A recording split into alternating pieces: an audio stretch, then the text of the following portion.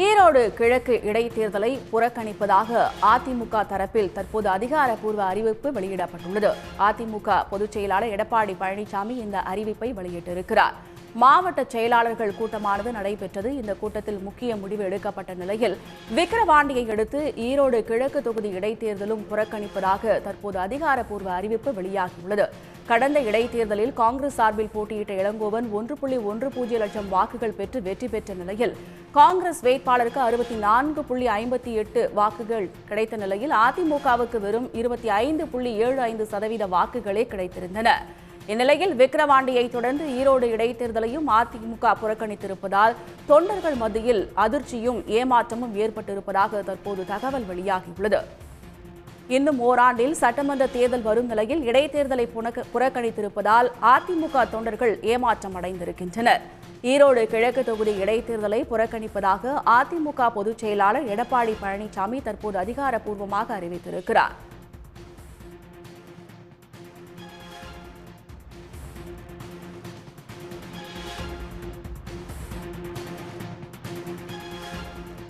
மூத்த பத்திரிகையாளர் திரு துரை கர்ணா அவர்கள் நம்மிடையே தொலைபேசி வாயிலாக இணைந்திருக்கிறார். சார் வணக்கம் சார். அதிமுக தரப்புல நடைபெற இருக்கக்கூடிய இடைத்தேர்தலை புறக்கணிப்பதாக தற்போது அவங்க அதிகாரப்பூர்வமா அறிவிச்சிருக்காங்க.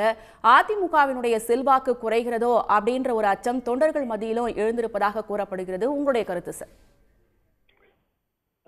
பொதுவாக பொது தேர்தல் ஆனாலும் இடைத்தேர்தல் ஆனாலும் ஒரு அரசியல் களத்தில் போட்டியிடுவது என்பதுதான் சரியான அணுகுமுறையாக இருக்கும். எந்த ஒரு அரசியல் கட்சியாக இருந்தாலும் கூட தேர்தல் போட்டியை எதிர்கொள்ள வேண்டும்.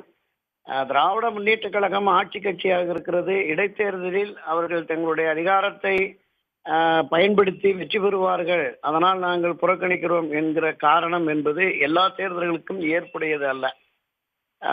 பிரதான எதிர்க்கட்சி என்கிற முறையில் நிச்சயமா போட்டியிட வேண்டும். அதை தவிர்த்திருப்பது என்பது தொண்டர்கள் நிர்வாகிகள் மத்தியில் நிச்சயமா ஒரு அதிருப்தியை ஏற்படுத்தியிருக்கும். நம்முடைய செல்வாக்கு என்ன, ஆட்சியில் இருப்பவர்கள் மீதான மக்களின் அதிருப்தி எந்த அளவிற்கு இருக்கிறது, அந்த அதிருப்தி எந்த அளவுக்கு நமக்கு வாக்குகளாக வருகிறது என்பதை பரிசோதிக்கவாவது அவர்கள் நிச்சயமா இந்த தேர்தலை எதிர்கொண்டிருக்க வேண்டும். ஏற்கனவே விக்கிரவாண்டி தேர்தலை அவர்கள் புறக்கணிக்கிற பொழுது ஒரு காரணம் சொன்னார்கள். நடைபெற்று முடிந்த அந்த ஈரோடு கிழக்கு இடைத்தேர்தலில் ஆளுங்கட்சியினர் அதிகார துஷ்பிரயோகத்தை செய்து வெற்றி பெற்று விட்டார்கள், பல்வேறு விதமான காரண காரியங்களை சொல்லி.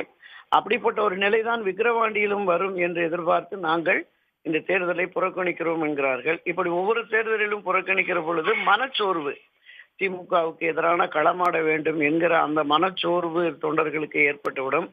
எனவே வெற்றி தோல்வி என்பது சகஜம் என்பதை கருத்தில் கொண்டு களத்தில் நிற்க வேண்டும்.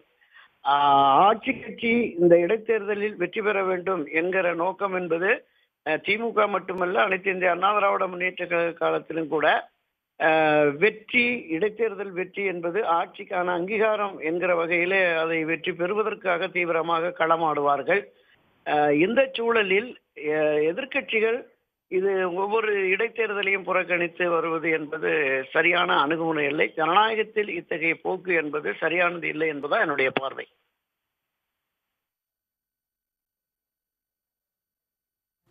இணைப்பில் கருத்துக்களை பகிர்ந்து கொண்டமைக்கு நன்றி சார். உடனுக்குடன் செய்திகளை தெரிந்து கொள்ள சன் நியூஸ் பெல் ஐகானை கிளிக் பண்ணுங்க.